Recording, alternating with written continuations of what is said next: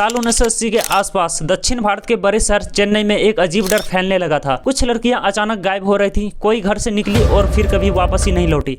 परिवार वाले पुलिस के पास जाते लेकिन कई मामलों में कोई सुराग ही नहीं मिलता था। शहर में धीरे धीरे यह चर्चा फैलने लगी थी, कोई ऐसा आदमी है जो लोगों को चुपचाप गायब कर देता है और किसी को पता भी नहीं चलता कि वह आदमी कौन है। किसी ने सोचा भी नहीं था कि इस रहस्य के पीछे एक साधारण सा दिखने वाला एक ऑटो ड्राइवर है।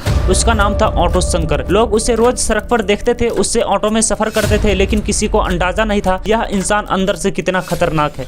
बाद में जब उसकी सच्चाई सामने आई तो पूरे शहर में सनसनी फैल गई। लोगों को विश्वास ही नहीं हो रहा था कि एक साधारण ऑटो चलाने वाला आदमी इतना भयानक अपराध कर सकता है। दरअसल ऑटो शंकर का असली नाम था गौरी शंकर। उसका जन्म साधारण परिवार में हुआ था और जिंदगी की शुरुआत भी बिल्कुल सामान्य थी, लेकिन धीरे धीरे वह गलत लोगों के साथ जुड़ता गया। शुरू में उसने छोटे मोटे काम किए, फिर ऑटो चलाने लगा।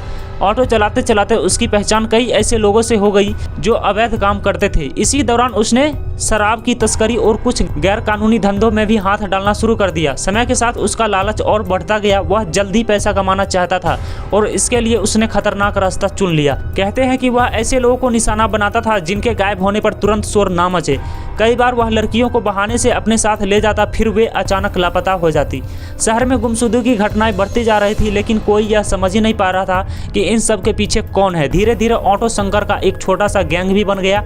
उसके कुछ साथी थे जो उसके कहने पर काम करते थे। वह बाहर से बिल्कुल सामान्य आदमी की तरह रहता था, लेकिन अंदर ही अंदर एक बहुत खतरनाक खेल खेल रहा था। शहर के कुछ इलाकों में लोग फुसफुसाकर उसका नाम लेने लगे थे, मगर पक्के सबूत किसी के पास नहीं थे।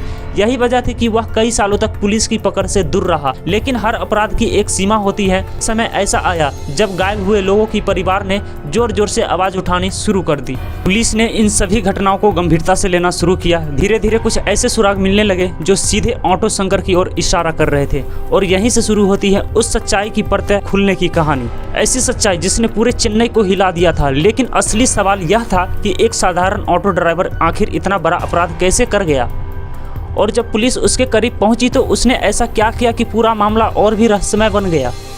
जांच के दौरान पुलिस वाले को पता चला कि ऑटो शंकर अकेला काम नहीं करता था। उसने अपने कुछ साथियों का एक छोटा सा गिरोह बना के रखा हुआ था।